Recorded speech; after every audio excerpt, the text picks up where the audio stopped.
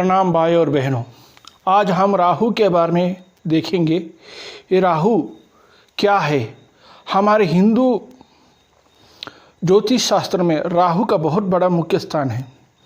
राहु से दुनिया बनती भी है और राहु से दुनिया मिटती भी है। ये राहु है क्या चीज़, और इसको हम साइंटिफिक तरीके से और हम प्राणनाथ जी के वाणी के दृष्टि से हम देखेंगे ये राहु है क्या चीज़। प्राणनाथ के वाणी के अनुसार इसको देखा जाए तो राहु तो कुछ भी नहीं, ये तो मोह तत्व है और ये एक आग है।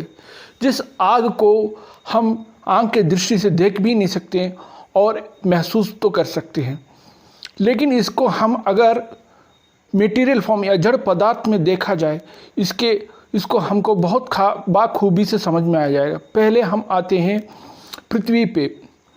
पृथ्वी के नीचे जो है बीच में तकरीबन 6000 किलोमीटर नीचे जो है एक आग का गोला है, जिसको हम लोग कोर बोलते हैं। अर्थ का कोर बोलते हैं, पृथ्वी का कोर बोलते हैं उसको। वो कोर क्या करता है, अपने आप में घूमता रहता है। इसको घूमने से क्या है कि एक सेंट्रीफ्यूगल एनर्जी मतलब एक मैग्नेटिक फील्ड जो पैदा होता है, जिससे हम सब इंसान, जानवर, पेड़ पौधे सब इस गुरु तत्व से इस पृथ्वी की तरफ आकर्षित होकर खड़े रहते हैं, यहाँ मंडराते रहते हैं। अगर ये गोला जो है घूमेगा नहीं तो यहाँ सब के सब इंसान ये आकाश गंगा में तैरते तैरते चले जाएंगे। ये एक बहुत बड़ी बात है। और दूसरी तरफ ये जितनी भी गोले हैं ये सीधे नहीं होते हैं, ये एक्लिप्टिकल होते हैं। एक्लिप्टिकल मतलब एक तरफ से टेढ़ी गोल होती है। और ये गोल जो है पृथ्वी भी सूरज को इसी तरह से घूमती है और बाकी नक्षत्र और ग्रह भी इसी तरह से घूमते हैं। और हमारे जो रीढ़ की हड्डी है वो भी उसी तरह के बना हुआ है। और हमारे जो हृदय है, जो हार्ट है, वो भी तकरीबन उसी तरह का बना हुआ है। अगर आप देखोगे तो इस पूरा ब्रह्मांड जो है, जो उसके घूमने का तरीका है वो एक्लिप्टिकल है, मतलब एक्लिप्स के जैसा है।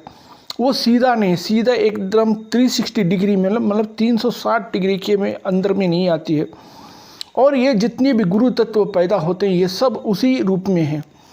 और ये क्या है, ये आकाश गंगा जो है ये अंधकार है। ये अंधकार में जो है जितने भी ग्रह, नक्षत्र, सूरज, ये सब तैरते हैं एक्लिप्स के रूप में। इसीलिए है ये एक्लिप्स का जो मूवमेंट है ये क्या है, एक तरह का सांप जैसा है।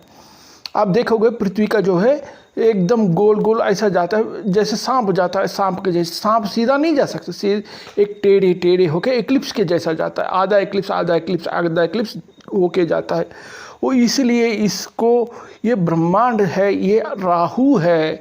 आप समझ लीजिए ये राहु है। इस राहु के अंदर अंधकार छाया हुआ है।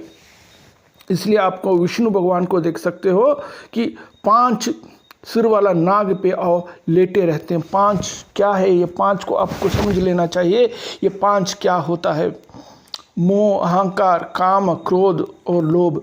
ये पांचों चीज़ मिलके इंसान को कर्म के बंधन में फंसाता है। और यही नाग जो राहु है ये शिव जी के गले में भी लपट के हर टाइम किसी को खाने के चक्कर में पड़ा रहता है। तो साथियों ये आप समझ लीजिए, आप कहाँ हैं, आप रहते हो एक राहु के दुनिया में। ये राहु से कोई नहीं बच पाया है। कुरान कहता है आप आग में जलोगे। ये आग क्या है अभी तक तो कोई नहीं समझ पाई। ये आग यही है, ये पृथ्वी, ये ब्रह्मांड और यही कायनात है। इसकी हर चीज़ आग से चलती है। आग के बिना तो यहाँ कुछ भी नहीं चलता। हमारे शरीर में जो भी हम खाना खाते हैं ये भी एनर्जी में परिवर्तित होता है। ये एनर्जी भी क्या है, एक तरह का आग है। आप समझ लीजिए इसके पूरी हमारे डीएनए को भी देख लीजिए ना। हमारा डीएनए जो है उसका आकार देख लीजिए, ये आकार भी राहु के जैसा है। तो ये पूरा ब्रह्मांड क्या है, ये है राहु। ये राहु क्या है, ये ही मोह तत्व और अहंकार है, जो इंसान को कर्म बंधनों से बांध के उसको बहुत सारे योनियों में लेकर जाता है और उसको इस आग में जलाता रहता है। इसलिए साथियों इसके बारे में आप चिंतन कीजिए, इस पे विचार कीजिए। अगर आपको इन राहु से बचना है तो एकमात्र कोई नहीं है, वो है परमात्मा, जिसकी उपासना से आप निकल सकते हो। जो इस राहु के चक्रव्यूह से जा सकते हो। मेरा बात ये आपको समझ में आएगा और लग रहा है, और आप इसको बहुत गहर चिंतन करके आप अपना विचार करके आप अपना रास्ता चुन लीजिए। जय हिंद, प्रणाम।